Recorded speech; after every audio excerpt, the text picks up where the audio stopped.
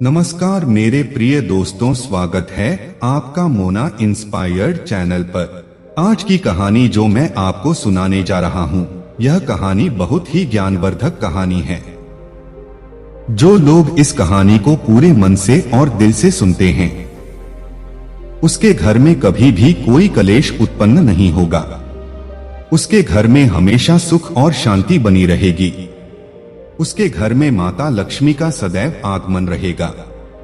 यह तो आपने सुना ही होगा कि जिसके घर में रोज झगड़े होते हैं, रोज कलेश होते हैं, उस घर में कभी भी बरकत नहीं होती। उस घर में कभी माता लक्ष्मी का आगमन नहीं होता। और जिसके घर में सुख शांति होती है, उसके घर में सुख और समृद्धि का आगमन अवश्य होता है और माता लक्ष्मी का निवास उसके घर पर सदा बना रहता है। इस कहानी को सुनने के बाद हमको यह पता चल जाएगा कि हमें घर में लड़ाई झगड़े क्यों नहीं करना चाहिए और जिसके घर में लड़ाई झगड़े होते हैं, वह उन लड़ाई झगड़ों को कैसे रोक सकते हैं। क्योंकि घर में सुख शांति का होना बहुत जरूरी है, क्योंकि जहाँ सुख शांति होता है वहीं माता लक्ष्मी निवास करती हैं। जहाँ कलेश उत्पन्न होते हैं, लड़ाई झगड़े उत्पन्न होते हैं, वह माता लक्ष्मी का वास नहीं होता। वहां पर दुख और दरिद्रता का निवास होता है। हो सके तो इस कहानी को पूरा सुने। यह कहानी आपके जीवन में बहुत सारी सीख देंगे। यह बहुत ही ज्ञानवर्धक कहानी है। इसे जरूर सुने। एक मोर और मोरनी की कहानी। इससे पहले कि आप हमारी कहानी में खो जाएं, चैनल को सब्सक्राइब करके बेल आइकन को प्रेस करना ना भूलें। चलिए कहानी शुरू करते हैं। एक जंगल में एक मोर और मोरनी रहते थे। मोर और मोरनी बहुत ही हंसी खुशी से जंगल में रहा करते थे। एक दिन मोरनी मोर से कहती है कि पिया जी, हमें यहाँ से चलना चाहिए।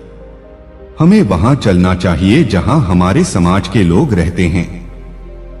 काफी सारे मोर मोरनी रहते हैं।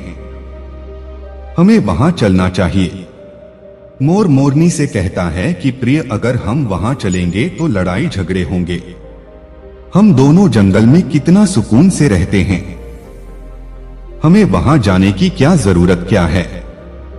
लेकिन मोरनी जिद करने लगती है तो मोर भी मान जाता है। मोरनी की जिद करने पर वह दोनों उड़कर एक नगर में आ जाते हैं। उस नगर का राजा पशु पक्षियों की भाषा को आसानी से समझता था। उस राजा ने कराव शास्त्र की पढ़ाई की थी। कराव शास्त्र का मतलब यही होता है कि पशु पक्षियों की भाषा को समझ पाना। वह राजा सभी प्रकार के पशु पक्षियों की आवाज को समझ पाता था। हर जीव जंतु की आवाज को वह बखूबी समझता था। दोनों मोर और मोरनी उसी नगर में आ जाते हैं। एक दिन की बात है।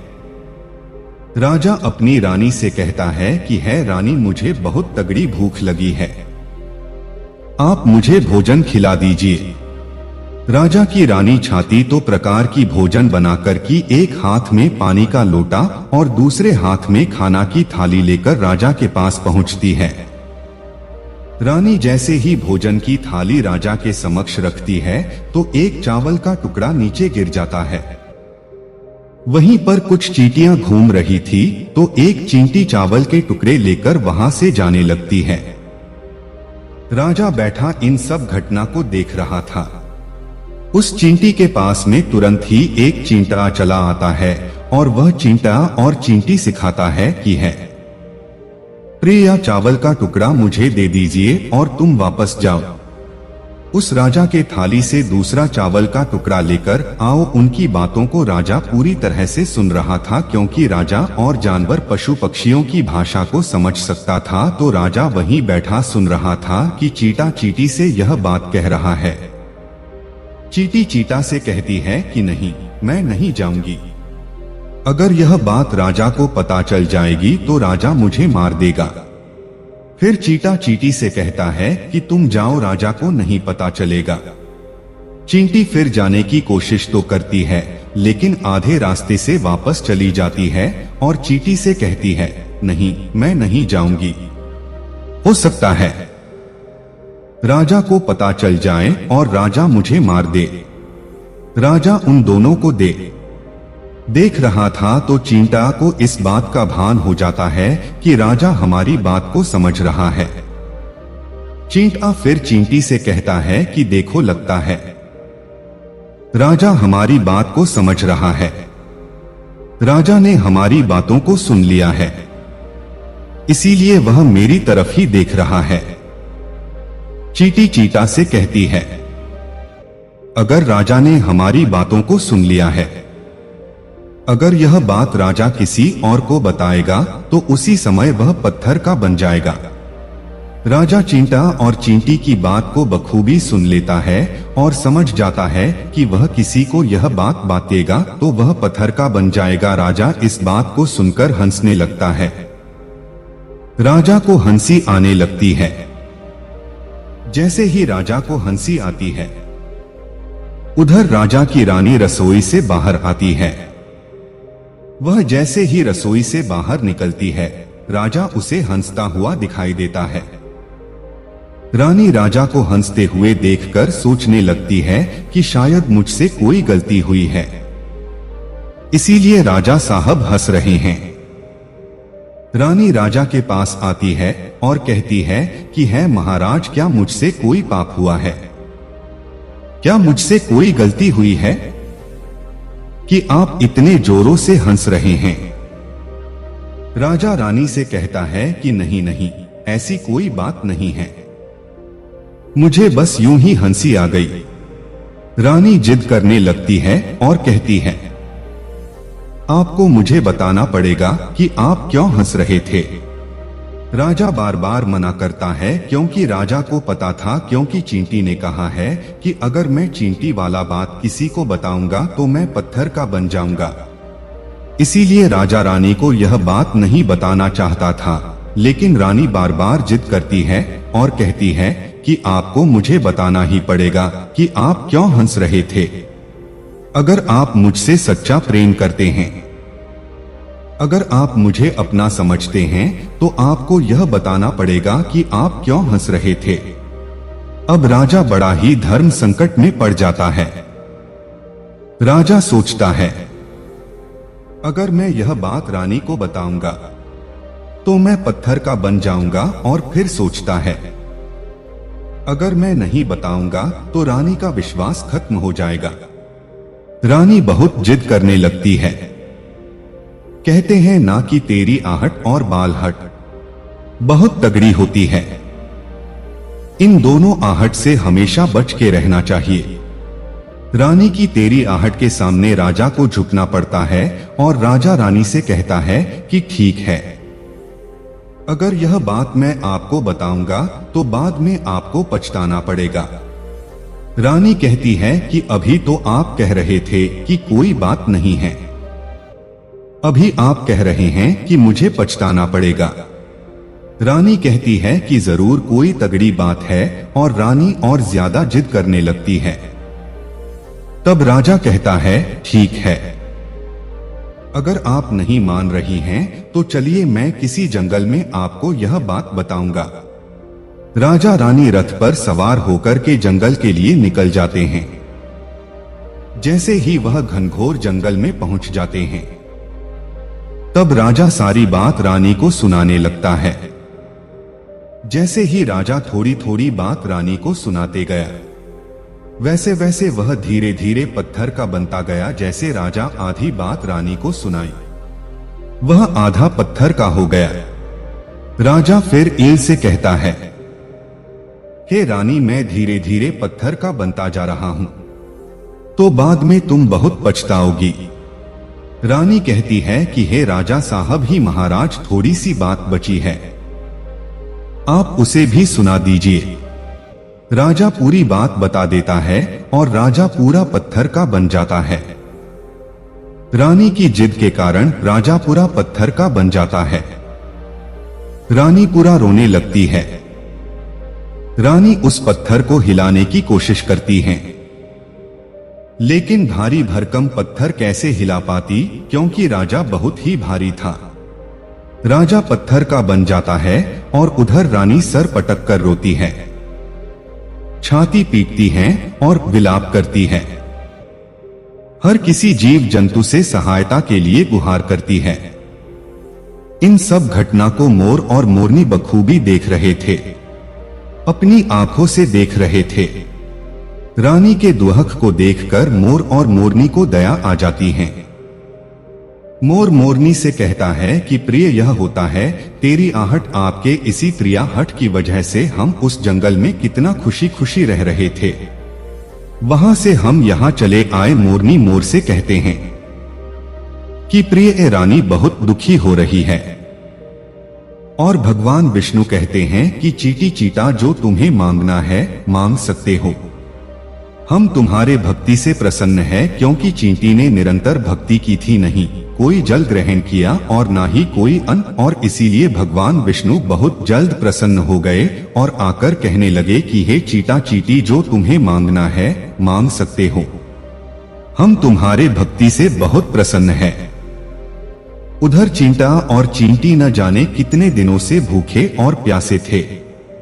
दोनों एक ही बात कहते हैं कि हे प्रभु, अगर आप हमें वर देना चाहते हैं तो हमारे पेट में गांठ लगा दीजिए। उन्होंने सोचा, मगर हमारा पेट ही नहीं होगा तो हम बाहर क्यों जाएंगे और मोर मोरनी हमें नहीं खाएंगे। इसीलिए उन्होंने मांगा कि हे प्रभु, हमारे पेट में गांठ लगा दीजिए। भगवान विष्णु कहते हैं तथास्तु, और चींटियों के पेट में गांठ लग जाती है। आज भी उन चिट्ठियों के पेट में गांठ लगी हुई है। चींटियों का पेट नहीं होता। चींटा और चींटी भगवान विष्णु से कहते हैं कि हे प्रभु, हमारे पेट में तो गांठ लग गई है, लेकिन अभी भी हमें मोर और मोरनी से खतरा है। मोर और मोरनी हमारे इंतजार में अभी भी ऊपर जमीन पर बैठे हैं और वे लोग हमें जैसे ही देखेंगे हमें मार देंगे। भगवान विष्णु चींटा और चींटी मोर के समक्ष आते हैं।